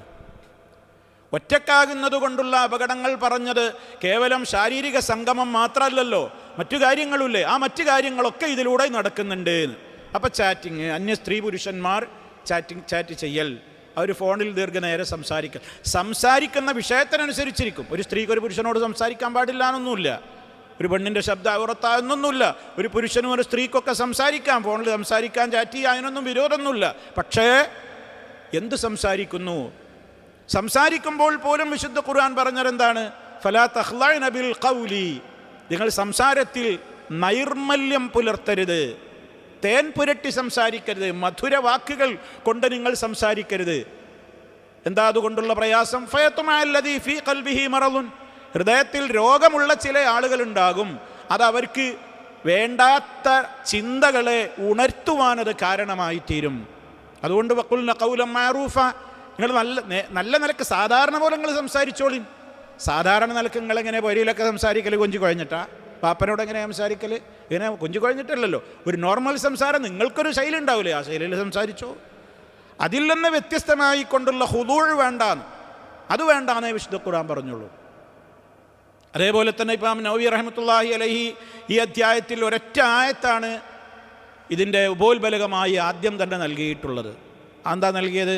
ഫൈദാ സഅൽതുമൂഹുന്ന മതാഅൻ ഫസ്അലൂഹുന്ന മിൻ വറാഇ ഹിജാബ്. നിങ്ങൾ അവരോട് എന്തെങ്കിലും ആവശ്യപ്പെടുകയാണെങ്കിൽ അല്ലാഹു തആല പറഞ്ഞു വഇദാ സഅൽതുമൂഹുന്ന, നിങ്ങൾ അവരോട് ചോദിക്കുന്നതായാൽ, മതാഅൻ വല്ല വസ്തുവും അവരോട് ആവശ്യപ്പെടുന്നതായാൽ, ഫസ്അലൂഹുന്ന അപ്പോൾ നിങ്ങൾ അവരോട് ചോദിക്കുവീൻ, മിൻ വറാഇ ഹിജാബിൻ ഒരു മറയ്ക്ക് പിന്നിൽ നിന്ന്, ദാലിക്കും അതാണ് നിങ്ങൾക്ക്, അത്ഹറു ഏറെ പരിശുദ്ധിക്ക് യോജിക്കുന്നത്, ലിഖുലൂബിക്കും നിങ്ങളുടെ ഹൃദയങ്ങൾക്കും, വഖുലൂബിഹിന്ന ആ സ്ത്രീകളുടെ ഹൃദയത്തിലും വേണ്ടാത്ത ചിന്തകളൊക്കെ വരാതിരിക്കാൻ ഏറ്റവും പരിശുദ്ധിക്ക് യോജിക്കുന്നതും മാന്യതയ്ക്ക് യോജിക്കുന്നതും പവിത്രതയ്ക്ക് യോജിക്കുന്നതുമൊക്കെ ഒരു മറയ്ക്ക് പിന്നിലാവലാണ്. ഇതിപ്പോൾ നബി സല്ലല്ലാഹു അലൈഹി വസല്ലമിൻ്റെ ഉമ്മഹാത്തുൽ മുഅ്മിനീങ്ങളുടെ വിഷയത്തിലാണ് അവതരിച്ചിട്ടുള്ളത്. നബിയുടെ മാതാക്കളുടെ അടുക്കലേക്ക് അന്യ സഹാബിമാർ കടന്നു ചെല്ലുമ്പോഴുള്ള മര്യാദകളാണ് പറഞ്ഞത്. എന്നാൽ ഏറ്റവും പവിത്രരാണ് നബി സല്ലല്ലാഹു അലൈഹി വസല്ലമിൻ്റെ ഭാര്യമാർ, നമ്മുടെ ഉമ്മമാർ, ഉമ്മഹാത്തുൽ മുഅ്മിനീങ്ങൾ. ആ കാലഘട്ടത്തിൽ ജീവിച്ചിട്ടുള്ള സഹാബിമാരും തന്നെ ഒരു സഹാബിയുടെ ദറജയിലേക്ക് പിൽക്കാലത്തുള്ള ഒരാളും എത്തൂല.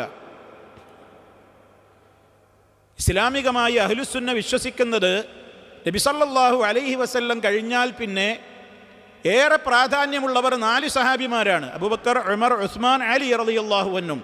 അത് കഴിഞ്ഞാൽ പിന്നെ അശറത്തുൽ മുബശ്ശറ, സ്വർഗമുണ്ടെന്ന് സുവിശേഷം അറിയിക്കപ്പെട്ട 10 ആളുകൾ, അത് പ്ലസ് 6 ഈ 4 ആളുകളടക്കം.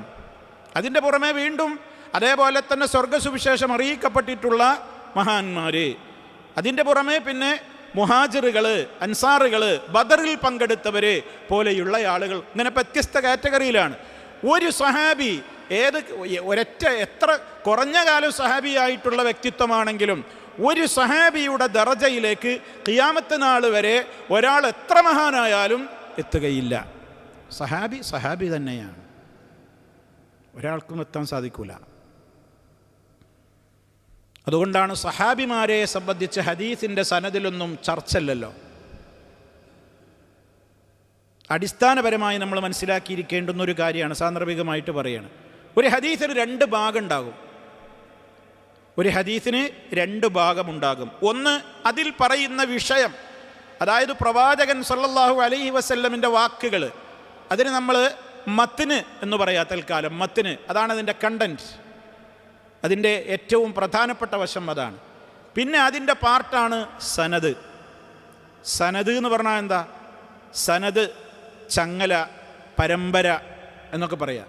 അതായത് നമ്മളിപ്പോൾ ഒരു ഹദീസ് വായിക്കുമ്പോൾ തന്നെ, ഇപ്പം ഇന്ന് നമ്മൾ തുടക്കത്തിലെ ഹദീസ് വായിച്ചപ്പോൾ നബി സഈദിനിൽ ഖുദരി റളിയല്ലാഹു അൻഹു അന്ന റസൂലല്ലാഹി സ്വല്ലല്ലാഹു അലൈഹി വസല്ലമ ഖാല ലാ യൻദുറു റജുലു ഇലാ ഔറത്തിർ റജുലി എന്നിങ്ങനെയാണല്ലോ നമ്മൾ വായിച്ചത്. അവിടെ നിങ്ങൾ നോക്കൂ, അൻ നബി സഈദിനിൽ ഖുദരി, അതാരാ? സഹാബിയ. ആ സഹാബി നബിയിൽ നിന്ന് കേട്ടു. അപ്പോൾ നബി സല്ലല്ലാഹു അലൈഹി വസല്ലമിൽ നിന്ന് കേട്ടയാൾ മുതൽക്ക് അതിൻ്റെ സനദ് ആരംഭിക്കുന്നു എന്ന് പറയാം.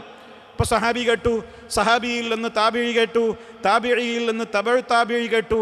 അങ്ങനെ നമുക്കിത് കിട്ടിയ ഏതൊരു കിതാബിൽ നിന്നാണോ കിട്ടിയത് ആ ഗ്രന്ഥകാരൻ്റെ അടുക്കൽ എത്തുവോളമുള്ള ആളുകളെ രേഖപ്പെടുത്തിയിട്ടുള്ള ആ ചങ്ങല, ആ പരമ്പര, അതിനാണ് അറബിയിൽ സാങ്കേതികമായിട്ട് എന്തു പറയുക? സനദ് എന്ന് പറയുക. ആ സനദിലുള്ള ഓരോ ആളുകളെയും പരിശോധിക്കും. എന്നിട്ട് അവരൊക്കെ നല്ലവരാണെങ്കിൽ മാത്രമേ ആ ഹദീസ് എന്ത് ചെയ്യുകയുള്ളൂ? സ്വീകരിക്കുകയുള്ളൂ. അതിലാരെങ്കിലും ജീവിതത്തിൽ ഒരിക്കലെങ്കിലും കള്ളം പറഞ്ഞിട്ടുണ്ട് എന്ന് ചരിത്രം കൊണ്ട് തെളിഞ്ഞാൽ അയാളുടെ ഹദീസ് തള്ളും. എത്ര സൂക്ഷ്മമായിട്ടല്ലേ ഹദീസുകളൊക്കെ നിരൂപണം ചെയ്യപ്പെട്ടിട്ടുള്ളത്. ഒരു ഹദീസ് ദുർബലാകുന്നതിനൊക്കെയുള്ള കാരണങ്ങൾ അതൊക്കെയാണ്. ആ വിധത്തിലൊക്കെയുള്ള രൂപത്തിൽ എന്തു ചെയ്യുന്നു? നമ്മൾ ഹദീസുകളെ വിലയിരുത്തുന്നു. അപ്പോൾ നമ്മൾ മനസ്സിലാക്കിയിരിക്കണം, ആ സനദിൽ നബിയോട് തൊട്ട് കിടക്കുന്ന വ്യക്തി ആരായിരിക്കും? സഹാബിയായിരിക്കും. സഹാബിയെക്കുറിച്ച് ഹദീസ് നിരൂപണം നടത്തുന്ന ആരും എന്ത് ചെയ്യൂല? ചർച്ച ചെയ്യൂല. സഹാബിയാണോ എന്ന് നോക്കുള്ളൂ. സഹാബിയാണെന്ന് പേരിൽ ഒരാൾ വേറെ ആരെങ്കിലും ഉണ്ടോ എന്നുള്ളതല്ല. അയാൾ സഹാബിയാണോ എന്നാൽ പിന്നെ അയാളെ ചരിത്രം ചകയൂല.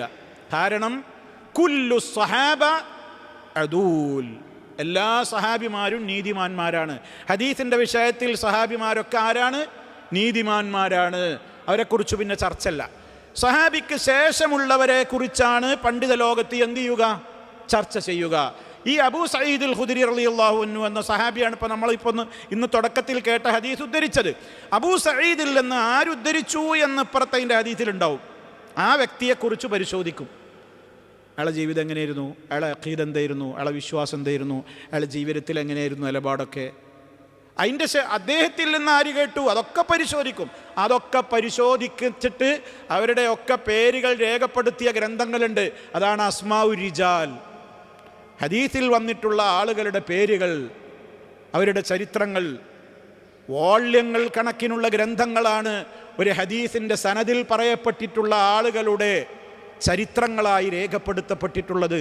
ലൈബ്രറികളിൽ നിന്നും ആയിരക്കണക്കിന് ഗ്രന്ഥങ്ങൾ നമുക്ക് ഈ മേഖലയിൽ മാത്രം കാണാൻ സാധിക്കും. അപ്പോൾ അതോടുകൂടെ നമ്മൾ എന്ത് മനസ്സിലാക്കണം എന്നറിയോ? ഹദീസല്ലേ, അതിപ്പോൾ ഖുർആൻ്റെ അതുമാതിരി അതിന് വിലയൊന്നുമില്ലല്ലോ എന്ന് ചില ആൾക്കാർ പറയും. ഇതൊക്കെ കല്ലും നെല്ലും വേർതിരിക്കാൻ മുൻഗാമികൾ ഏറെ അധ്വാനിച്ചിട്ടുണ്ട്. വളരെ സൂക്ഷ്മ നിരീക്ഷണം നടത്തിയിട്ടാണ് ഹദീസുകളൊക്കെ മുസ്ലിം ലോകത്ത് നിരൂപണങ്ങൾക്ക് വിധേയമാക്കിയിട്ടാണ്. അവയുടെ സ്വീകാര്യതയും അസ്വീകാര്യതയും ഒക്കെ പണ്ഡിതന്മാർ തോന്നിയതുപോലെ പറഞ്ഞതൊന്നുമല്ല. അവരതിനെ സംബന്ധിച്ച് വിധി എഴുതിയിട്ടുള്ളത്. കാരണം ഇന്നാ നഹ്നു നസ്സൽന ദിക്റ വ ഇന്നാ ലഹു ലഹാഫിളൂൻ എന്ന് അല്ലാഹു തആല പറഞ്ഞതാണ്. ഈ ഗ്രന്ഥത്തെ, പരിശുദ്ധ ഖുർആനിനെ, അദ്ദിക്റിനെ നാമാണ് അവതരിപ്പിച്ചത്, നാം തന്നെ അതിനെ സംരക്ഷിക്കുക തന്നെ ചെയ്യുമെന്ന് അല്ലാഹു തആല പറഞ്ഞെടുത്ത് അത് വിശദീകരിക്കുമ്പോൾ പണ്ഡിതന്മാർ പറഞ്ഞു, ഖുർആൻ സംരക്ഷിക്കുന്നത് പോലെ അല്ലാഹു ഏതിനെയും സംരക്ഷിക്കും? ഹദീസുകളെയും സംരക്ഷിക്കും. അതുകൊണ്ടാണ് റബ്ബ് അതിനിവിടെ ആൾക്കാരെ ഏർപ്പെടുത്തി. വലിയ ലക്ഷക്കണക്കിന് പണ്ഡിതന്മാരാണ് ഇതിനു വേണ്ടി ജീവിതം ഒഴിഞ്ഞു വെച്ചത്. എന്തിന്? ഹദീസുകൾ ക്രോഡീകരിക്കാനും, അതിലെ കല്ലും നെല്ലും വേർതിരിക്കാനും, നെല്ലും പതിരും വേർതിരിക്കാനും, അവ ക്രോഡീകരിക്കാനും ഒക്കെ ഒരുപാട് അധ്വാനങ്ങളാണ് അതിൻ്റെയൊക്കെ പിന്നിലുണ്ടായിട്ടുള്ളത്. തദ്വീനുസ് സുന്ന ഒരു മഹാവിജ്ഞാന ശേഖരമാണ്. സുന്നത്തിൻ്റെ ക്രോഡീകരണങ്ങൾ, അവയുടെ പ്രചരണങ്ങൾ, അതിലെ നിരൂപണങ്ങൾ ഒക്കെ നമ്മൾ ഹദീസ് ക്ലാസ്സിൽ ആണല്ലോ നമ്മൾ എന്നുള്ള നിലക്ക് അതിൻ്റെ ഒരു പ്രാഥമികമായ വിവരങ്ങളാണ് ഇപ്പോൾ കൈമാറുന്നത്. നമ്മളെ മനസ്സിലുണ്ടാവണം. അപ്പോൾ നമ്മളല്ലാതെ ചില ആൾക്കാർ പറയും ഖുർആൻ ക്ലാസ് ആണെങ്കിൽ ഓക്കെ, ഹദീസ് ഇപ്പോൾ എത്ര പ്രധാനമൊന്നും അല്ലല്ലോ. ഖുർആൻ മനസ്സിലാവണമെങ്കിൽ ഏത് വേണം? ഹദീസ് വേണം. ഖുർആൻ നിർത്തി വെച്ചിട്ട് ഒരാൾക്ക് ഖുർആൻ മനസ്സിലാക്കാൻ പറ്റുമോ? അള്ളാഹിൻ്റെ റസൂലിനെ അള്ളാഹ് ഇറക്കിയത് തന്നെ എന്തിനാണ്? നബിക്ക് ഖുർആൻ ഇറക്കി കൊടുത്തതിന് എന്തിനാണ്? വഅൻസൽനാ ഇലൈക ദിക്റ ലിതുബയ്യിന ലിന്നാസ്, ഖുർആൻ നിനക്ക് അവതരിപ്പിച്ച് തന്നിട്ടുള്ളത് ലിതുബയ്യിന ലിന്നാസ്, നീ ജനങ്ങൾക്ക് വിശദീകരിച്ചു കൊടുക്കണം. അത് സ്വന്തം ഇഷ്ടപ്രകാരം നബി വിശദീകരിക്കൊന്നുമില്ല. അതല്ല വേറെ പറഞ്ഞു, വമാ യൻതിഖു അനിൽ ഹവാ ഇൻ ഹുവ ഇല്ലാ വഹയുൻ യൂഹ. അപ്പോൾ ഖുർആൻ വഹിയായതുപോലെ ഏതും വഹിയാണ്, ഹദീസും വഹിയാണ്.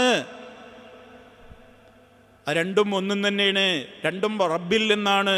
അതുകൊണ്ട് രണ്ടും ഒരേപോലെ പ്രമാണമാണ്. അത് നമ്മൾ മനസ്സിലാക്കിയിരിക്കണം. സാന്ദർഭികമായി ഓർമ്മപ്പെടുത്തിയെന്ന് മാത്രം. അല്ലാഹുൽ മുവഫിഖ്.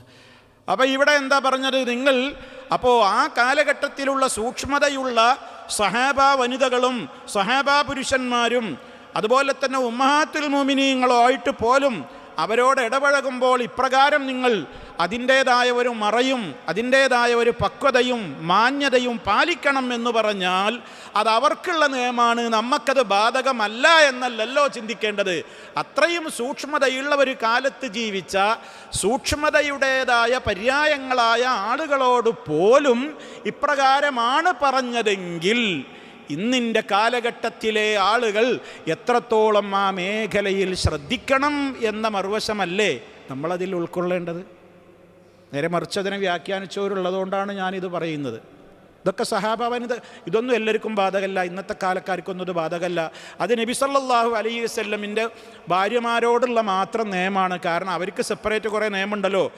റസൂലുള്ളാഹിൻ്റെ വഫാത്തിൻ്റെ ശേഷം അവരെ കല്യാണം കഴിക്കാൻ പാടില്ലല്ലോ, ഒരു ഉമ്മാരെ സ്ഥാനത്തല്ലേ. അപ്പോൾ അതേപോലുള്ളൊരു നിയമമാണിത്. ഇത് പൊതു നിയമമല്ല എന്ന് പറയാറുണ്ട്.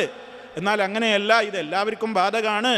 ആ മറുവശമാണ് ഇപ്പം ഞാനിതുവരെ ഓർമ്മപ്പെടുത്തിയത്. അപ്പോൾ അതാണ് ഒന്നാമതായിട്ട് അവരുടെ കാര്യത്തിൽ പോലും അത്ര കാരണം പറഞ്ഞതെന്താണ്? അതാണ് പണ്ഡിതന്മാർ പ്രത്യേകം ഊന്നി പറഞ്ഞത്. ഇങ്ങനെ നിങ്ങൾ മറക്ക് പിന്നിലാവലാണ് വേണ്ടത് എന്ന് പറയാൻ എന്താ കാരണം? ദാലിക്കും മത്ഹറുലി ഖുലൂബിക്കും വഖുലൂബിഹിന്നാൻ. അവർ നബിയുടെ ഭാര്യമാരായതുകൊണ്ട് അല്ലെങ്കിൽ നിങ്ങളുടെ ഉമ്മമാരായതുകൊണ്ട് എന്നല്ലല്ലോ പറഞ്ഞത്. അതിനുള്ള ഇല്ലത്ത് കാരണം എന്താ പറഞ്ഞത്? അതാണ് നിങ്ങൾക്കും ഹൃദയശുദ്ധിക്ക് നല്ലത്, അവർക്കും ഹൃദയശുദ്ധിക്ക് നല്ലത്. അപ്പോൾ ഹൃദയം എല്ലാ കാലത്തുമില്ലേ? അന്നുള്ള ഹൃദയത്തേക്കാൾ ഇന്നല്ലേ കൂടുതൽ മലീമസമായ കാലഘട്ടം? അപ്പം ഇന്ന് കൂടുതലല്ലേ ആ മേഖലയിൽ സൂക്ഷ്മത വേണ്ടത് എന്ന് നമ്മൾ ചിന്തിക്കണം. ഇന്നൊക്കെ കാലത്തൊക്കെ അത് പറയുമ്പോൾ എന്താ പറയുന്നല്ലോ, 6-ാം നൂറ്റാണ്ടെന്നൊന്നും അല്ല, 1-ാം നൂറ്റാണ്ടെന്ന് ബസ് ഇട്ടാത്തവനാണെന്ന് പറയും. എത്തപ്പോൾ ഇയാൾ ഈ പറയുന്നു? ഇതൊക്കെ ഇപ്പോൾ നടക്കണ കാര്യമാണ്. നടക്കുന്നിടത്തോളം നടത്തിക്കൂടെ? സൂക്ഷ്മത പുലർത്താവുന്നിടത്തോളം പുലർത്തിക്കൂടെ? അത്രയല്ലേ ഇപ്പോൾ നമുക്ക് പറയാൻ പറ്റുള്ളൂ. ഇതൊക്കെ ഇപ്പോൾ ഇന്നത്തെ കാലത്ത് പറയാൻ പറ്റുമോ എന്നാണ് ചോദിക്കുക. അതുകൊണ്ട് തന്നെ ഇതിലൊക്കെ എത്രത്തോളം അതൊക്കെ ഈസി ആയിട്ട് വിട്ടേടത്തൊക്കെ അതിൻ്റെ അപകടങ്ങൾ കാണുന്നുണ്ട്. ശ്രദ്ധിച്ചാൽ നല്ലത്. പിന്നെ അല്ലാഹു തആല അവനറിയാലോ ഓരോരുത്തരുടെയും ലറൂറത്തുകൾ, ഓരോരുത്തരുടെയും നിർബന്ധിത സാഹചര്യങ്ങൾക്ക് ഇസ്ലാമിൽ പലപ്പോഴും ചില ഘട്ടങ്ങളെ പറ്റി അസ്ല് തന്നെ എന്താണ്? അൽ-ദറൂറ തുബീഹുൽ മഹ്ദൂറാത്ത്. അൽ-ദറൂറാത്തു തുബീഹുൽ മഹ്ദൂറാത്ത്. അതൊരടിസ്ഥാനമായ ഫിഖ്ഹിൻ്റെ ഒരു അടിസ്ഥാന തത്വമാണ്. അൽ-ദറൂറാത്തു നിർബന്ധിത സാഹചര്യങ്ങൾ, തുബീഹുൽ മഹ്ദൂറാത്ത് ചില നിഷിദ്ധങ്ങളെ അത് അനുവദിച്ചു തരുന്നു. അതെല്ലാം നമ്മൾ നിർബന്ധിത സാഹചര്യത്തിൻ്റെ പട്ടിക നമുക്ക് തോന്നിയതുപോലെ നമ്മളാണ് വികസിപ്പിച്ചെടുക്കാൻ പറ്റൂല എന്നേ ഉള്ളൂ. അതെത്രയാണ് അതിൻ്റെ സാഹചര്യം എന്നുള്ളത് ഓരോരുത്തർക്ക് ബോധ്യമാവും. പിന്നെ ഇത് ആരെയും ബോധിപ്പിക്കേണ്ട കണക്കൊന്നുമല്ലല്ലോ ഇപ്പോൾ. ഇതിപ്പോൾ ആരെ ബോധിപ്പിക്കേണ്ട കണക്കാ? ഞാൻ മരിച്ചുപോയാൽ ഞാനും എൻ്റെ റബ്ബായിട്ട് വരേണ്ട കണക്കാണ്. അവിടുത്തെ ചിന്തയുള്ളവർക്കൊക്കെ എന്തു ചെയ്യാം? അവനക്കത് മനസ്സിലാക്കി പ്രവർത്തിക്കുക. അല്ലാത്തവനക്കിപ്പോൾ എന്താ?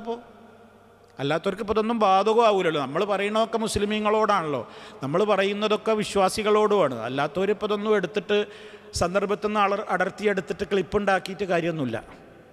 നമ്മൾ പറയുന്നത് വിശ്വാസികളോടാണ്. ഇതൊക്കെ ഉൾക്കൊള്ളാൻ മനസ്സ് പാകപ്പെട്ട ദൈവീക ബോധമുള്ള ആളുകളോടാണ്. അപ്പോൾ നമ്മൾ ഇതിനോട് ചേർത്ത് മനസ്സിലാക്കിയിരിക്കണം. അല്ലാത്തവർ ട്രോളും, അല്ലാത്തവർ പരിഹസിക്കും. നമ്മൾ ഹദീസ് ക്ലാസ്സിൽ നിന്ന് നമ്മളെടുത്തൊരു ക്ലിപ്പ് എടുത്തിട്ടിപ്പോൾ വല്ലാതെ ട്രോളുണ്ട് ചില അമുസ്ലിം സ്ത്രീകൾ. കഴിഞ്ഞ ക്ലാസ്സിൽ ഞാൻ പറഞ്ഞിരുന്നു സ്ത്രീകൾ സുഗന്ധം ഉപയോഗിക്കുന്നതിൻ്റെ വ്യത്യസ്ത വിധികൾ പറഞ്ഞിരുന്നു. അതിന് അര സെക്കൻഡ് എത്രയെന്നാ പറയുന്നത്, എത്ര സെക്കൻഡ് എന്ന് പോലും കണക്ക് കൂട്ടാൻ പറ്റില്ല. അത് മുറിച്ചെടുത്തിട്ട് ഒരു പെണ്ണ് വളരെ മോശമായിട്ട് നമ്മൾ തെറി പറയുകയാണ്. ഞാൻ പറഞ്ഞോ സ്ത്രീകൾ നാറിപ്പൊഴുത്ത് നടക്കണം എന്നാണ് ഞാൻ പറഞ്ഞത്. ഇത് കേട്ടോലല്ലോ നിങ്ങൾ. അതിൻ്റെ ബാക്കി ഭാഗം കേട്ടാൽ 3 മിനിറ്റ്, ഏകദേശം 3 മിനിറ്റുള്ള ക്ലിപ്പാണ് ഇറക്കിയത് തന്നെ. ആ 3 മിനിറ്റ് വെച്ചാൽ തന്നെ കാര്യങ്ങൾ വ്യക്തമാണ്. എന്നിട്ട് സുഗന്ധം ഉപയോഗിക്കുന്ന പെണ്ണുങ്ങളൊക്കെ വേശ്യാന്ന് വിളിച്ചു എന്നാണ് ഇപ്പം എൻ്റെ പേരിലുള്ള പരാതി. ഞാൻ അങ്ങനെയാണ് പറഞ്ഞത്. അപ്പോൾ ഇതാണ് ഇന്നത്തെ കാലഘട്ടം. അതുകൊണ്ടാണ് ഞാൻ ഇടയ്ക്കത് പറയുന്നത്. ഇത് മുറിച്ചെടുത്തിട്ട് ആരും ക്ലിപ്പാക്കണ്ട. നമ്മൾ പറയുന്നത് ദൈവീക ബോധമുള്ള വിശ്വാസികളോടാണ്. അല്ലാത്തവർ നിങ്ങളെ പണി നോക്കി നിങ്ങൾ പൊയ്ക്കോ. ഇവിടെ ആർക്കും സ്വാതന്ത്ര്യം ഉണ്ടല്ലോ, ആർക്കും എന്തൊരു സ്വാതന്ത്ര്യം ഉണ്ടല്ലോ. അപ്പം അങ്ങനെയാണ് നമ്മുടെ സന്ദർഭത്തിൽ നിന്നൊരു വാചകം അടർത്തിയെടുത്തത്. അപ്പോൾ കേൾക്കുന്നവനെ തെറ്റിദ്ധരിക്കുകയും ചെയ്യുക. കാരണം എന്താ വെച്ചാൽ വിശദീകരണം വഴിയാണല്ലോ വരുന്നത്. നമ്മൾ ഹദീസിൻ്റെ അർത്ഥം എങ്ങനെയാണ് പറയുമ്പോൾ അത് മാത്രം എടുത്തു. ഒരു 4-5 സെക്കൻഡറ്റെ കഴിഞ്ഞു. അത് വെച്ചാണ് കസറാണ് അവൾ. ഒന്ന് ആലോചിച്ച് നോക്കി. അപ്പോൾ ഇനി ഇതൊന്നും കിട്ടും. ഏത് ക്ലാസ്സിൽ നിന്നാണ് അപ്പം അങ്ങനെ തപ്പിയാൽ കിട്ടാത്തത്? ഇങ്ങനെ കിട്ടും. പറയുന്നവർ പറഞ്ഞോട്ടെ, നമുക്കിത് നിർത്താനൊന്നും പറ്റൂല. നമ്മൾ സംസാരിക്കുന്നത് വിശ്വാസികളോടാണ്. അത് ഞാൻ സാന്ദർഭികമായി ഓർമ്മപ്പെടുത്തി എന്ന് മാത്രം. അപ്പോൾ സഹോദരങ്ങളെ, ഇനി ഇതിലെ ഹദീസുകളിലേക്ക് പോകാം. നബി സല്ലല്ലാഹു അലൈഹി വസല്ലം പറയാണ് ഒന്നാമതായി തന്നെ, വഅൻ ഉഖബത ബിൻ ആമിർ റളിയല്ലാഹു അൻഹു അന്ന റസൂലല്ലാഹി സ്വല്ലല്ലാഹു അലൈഹി വസല്ലം ഖാല ഇയ്യാകും വദ്ദുഖൂല അലൻ നിസാ ഫഖാല റജുലുൻ മിനൽ അൻസാർ أفرأيت الحموة قال الحمو الموت متفق عليه. الحمو قريب الزوج كأخيه وابن أخيه وابن عمه എന്താണ് വിഷയം? ഉഖബത്ത് ബിൻ ആമിർ റളിയല്ലാഹു തആല അൻഹു പറയണം, അന്ന റസൂലല്ലാഹി സ്വല്ലല്ലാഹു അലൈഹി വസല്ലമ ഖാല, നബി സല്ലല്ലാഹു അലൈഹി വസല്ലം പറഞ്ഞിരിക്കുന്നു, ഇയ്യാകും വദ്ദുഖൂൽ അലൻ നിസാ. ഇയ്യാക്കും, നിങ്ങൾ സൂക്ഷിക്കണേ. അത് വാണിങ്ങിനുള്ള പദമാണ്. ഇയ്യാക്കും, നിങ്ങൾ സൂക്ഷിക്കണം, ഭയപ്പെടണം. വദ്ദുഖൂല അലൻ നിസാ, അന്യ സ്ത്രീകളുടെ സമീപത്തേക്കുള്ള പ്രവേശനം.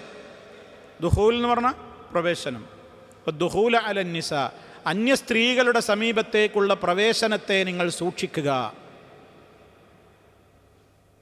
ഇതാണ് നബി സല്ലല്ലാഹു അലൈഹി വസല്ലമിൻ്റെ കൽപ്പന.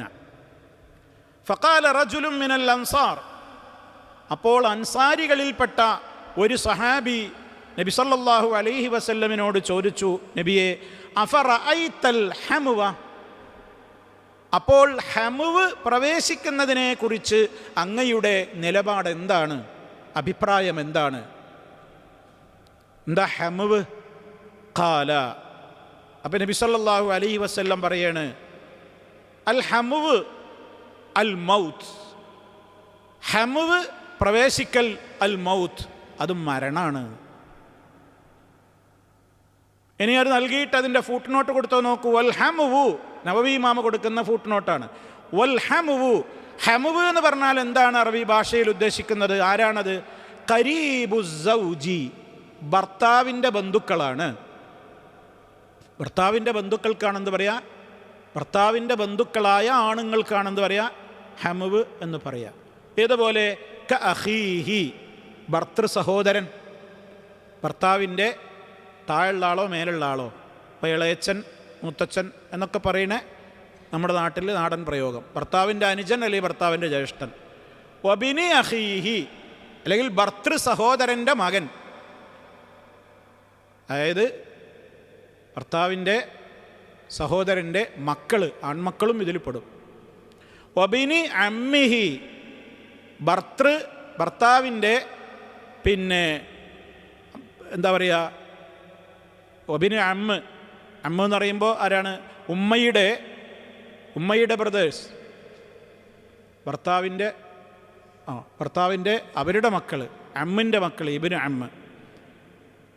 ഒക്കെ നമ്മൾ മെഹ്റം വിശദീകരിച്ചെടുത്ത് പറഞ്ഞിട്ടുണ്ട്. ഒക്കെ മെഹ്റമിൽ പെടും. മെഹ്റമിൻ്റെ നിർവചനം അന്ന് നമ്മൾ വളരെ പെട്ടെന്ന് എല്ലാവർക്കും മനസ്സിലായ നിലക്ക് നമ്മളോട് എന്താ നോക്കാൻ പറഞ്ഞത്?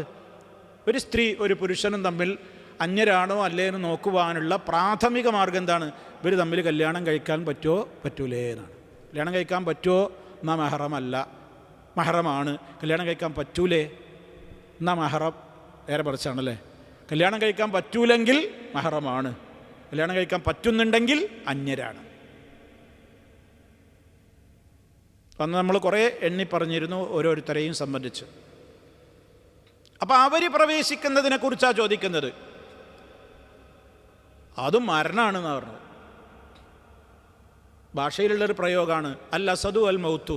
സിംഹമെന്നോ മരിച്ചു, മരണം ഉറപ്പിച്ചോ, അങ്ങനെ ഭയങ്കര ഗുരുതരമായ കാര്യങ്ങൾ പറയുമ്പോൾ ഒക്കെ ചേർത്ത് പറയാൽ മൗത്തു. അതിനെ കാണാൻ എനിക്ക് മരിക്കലാണ്.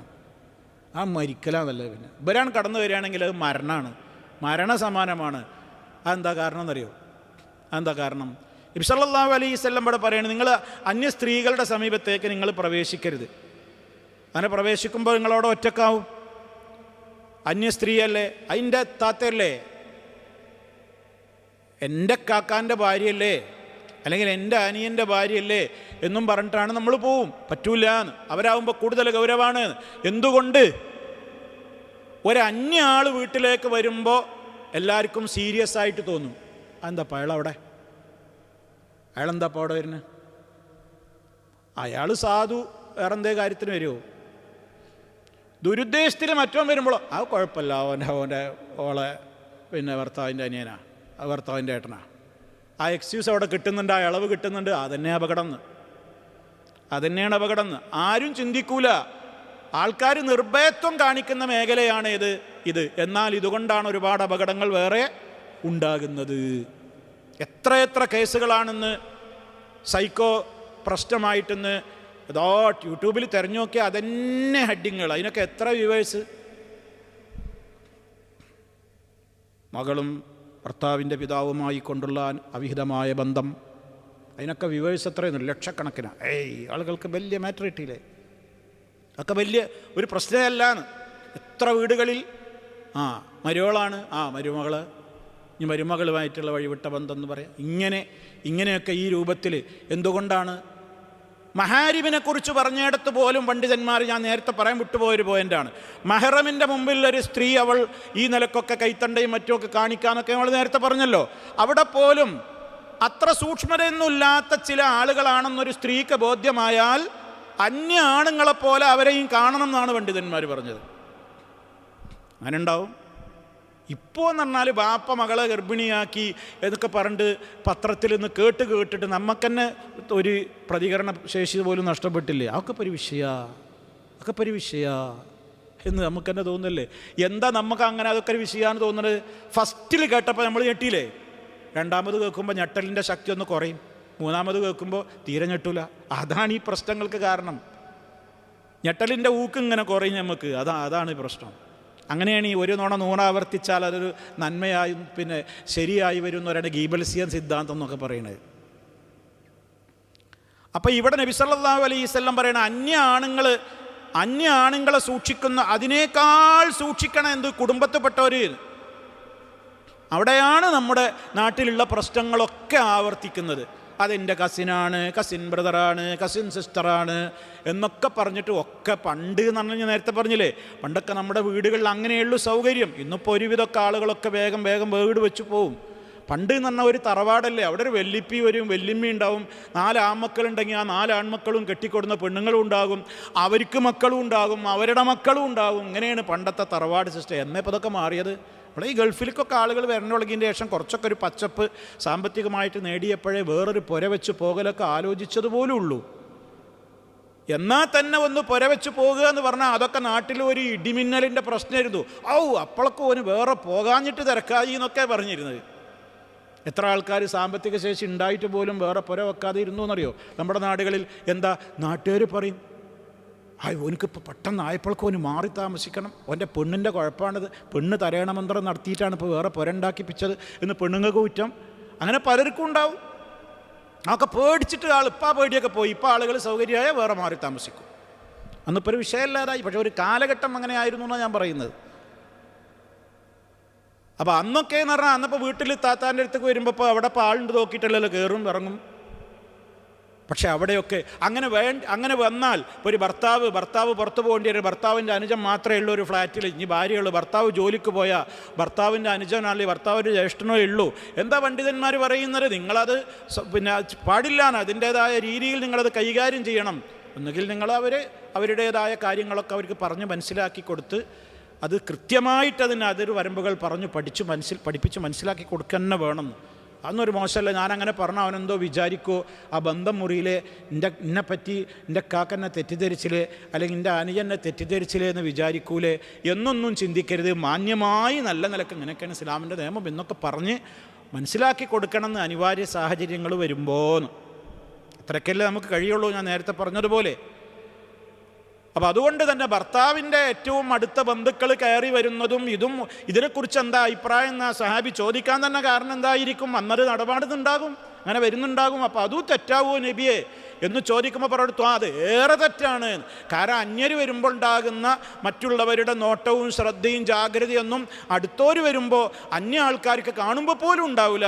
കാരണം അതവൻ്റെ ബന്ധുവല്ലേ, ആ പെണ്ണിൻ്റെ ഭർത്താവിൻ്റെ ഏറ്റവും ബന്ധപ്പെട്ടവരല്ലേ, സംശയിക്കാനൊന്നുമില്ലല്ലോ. എന്നിടത്ത് അപകടം കൂടുതൽ വരും എന്നാണ് പറയുന്നത്. അപ്പോൾ അതാണ് ഇവിടെ നബി സല്ലല്ലാഹു അലൈഹി വസല്ലം പറഞ്ഞു കൊടുത്തത്. അൽ ഹമു അൽ മൗതൂ, അടുത്ത ബന്ധുക്കളാണോ എന്നാൽ അപകടം കൂടുതലാണ്. അതാണ് അൽ ഹമുവു, അടുത്ത ബന്ധുക്കൾ, ഭർത്താവിൻ്റെ അടുത്ത ബന്ധുക്കളുടെ പ്രവേശനം. അൽ മൗത്തു, അത് മരണസമാനമാണ് ആണ് ഹദീസിൻ്റെ അർത്ഥം. മുത്തഫഖുൻ അലൈഹി, ഇമാം ബുഖാരി മുസ്ലിമും സംയുക്തമായി റിപ്പോർട്ട് ചെയ്തിട്ടുള്ള ഹദീസാണത്. ഇനി ഞാൻ നേരത്തെ പറഞ്ഞതുപോലെ ഇങ്ങനെ ഒറ്റക്കാവൽ എന്ന് പറഞ്ഞല്ലോ, ഈ ഒറ്റക്കാകുന്നത് എവിടെയെല്ലാം എന്നുള്ളതൊക്കെ, ഏതെല്ലാം വിധത്തിൽ എന്നുള്ളതൊക്കെ നമ്മൾ ശേഷം അടുത്ത ഹദീസ് വിശദീകരിക്കുന്നിടത്ത് പറയാനുണ്ട്. അല്ലാഹു സുബ്ഹാനഹു വ തആല നേരറിയാനും അറിഞ്ഞ നേരെ അനുസരിച്ചുകൊണ്ട് ജീവിതത്തെ പരമാവധി ക്രമീകരിക്കുവാനുമുള്ള സൂക്ഷ്മത പാലിക്കുവാനുമുള്ള റബ്ബിൻ്റെ ഭാഗത്തു നിന്നുള്ള തൗഫീഖ് നമുക്കെല്ലാവർക്കും നൽകി നമ്മെ എല്ലാവരെയും അനുഗ്രഹിക്കുമാറാകട്ടെ. എല്ലാവിധ പ്രയാസങ്ങളിൽ നിന്നും അള്ളാഹു നമ്മെ കാത്തുരക്ഷിക്കുമാറാകട്ടെ.